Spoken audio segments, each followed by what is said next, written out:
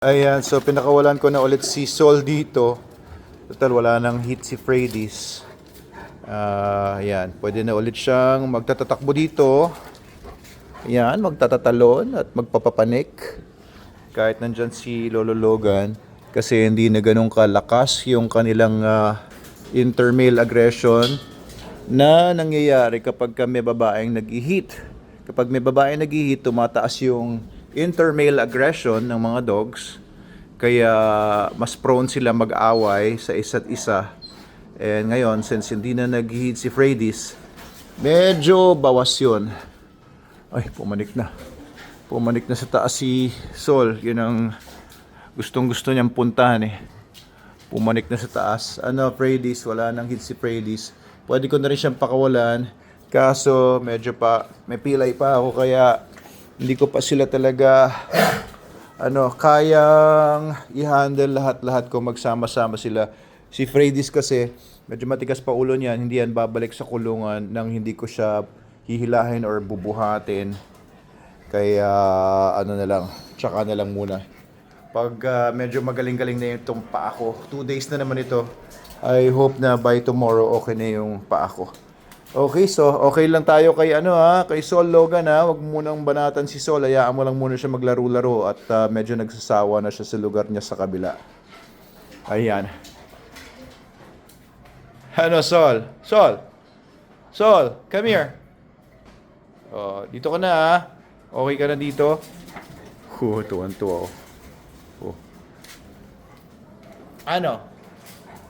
Gusto mo bumalik dyan? Oo. Nagustuhan mo na rin yung lugar mo doon? Sol. Come here, Sol. Hindi ka dito. Hi ka muna sa fans mo. Come here. Come here, Sol. Ayan, so medyo yun siya. Sol, come here. Come here. Hindi ka dito. Mag-hi ka muna dito. Ilang na ilang siya kay Logan, yo. Ayan. Ito naman, may magtatanong kumusta daw si Logan. Ito, okay lang naman po si Logan. Medyo nanghina siya nung panahon na si Freddy's ay nag-hit. Kasi hindi nagkakakain. Ayan, medyo nakakabawi-bawi na siguro. Kaya, ayan, ulit, gumagawa po ulit. And malakas na ulit siya kumain ng SDN. Nakaka 2 cups na ulit siya per day. At mahilig na naman siya mangharas ng mga lumalakad sa labas ng mga askal or mga asong kalye. Hindi aspin asong kalye. Pagka nasa kalye yung aso nyo, kahit anong breed pa yan, magiging askal sila. Ayos, so yun lang po muna. Konting update lang sa mga dogs ko dito after Freddy's hit. First hit niya yun, kaya hindi ko siya pina-stud. Okay, sabi ng iba, i-spay ko na daw to si Freddy's. No, I'll be using her as a brood bitch para sa mahuhusay na mga Rottweiler, working line Rottweiler na kailangan po namin for our work sa Manalo K9. Manalo K9 is a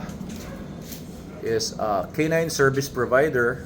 We provide working dogs, we provide patrol dogs, detection dogs, and all sorts of working dogs like search and rescue dogs, explosive and narcotics detection dogs, and also we train dogs kahit mga pets po yan. Message po kayo sa amin kung kailangan nyo ng dog training,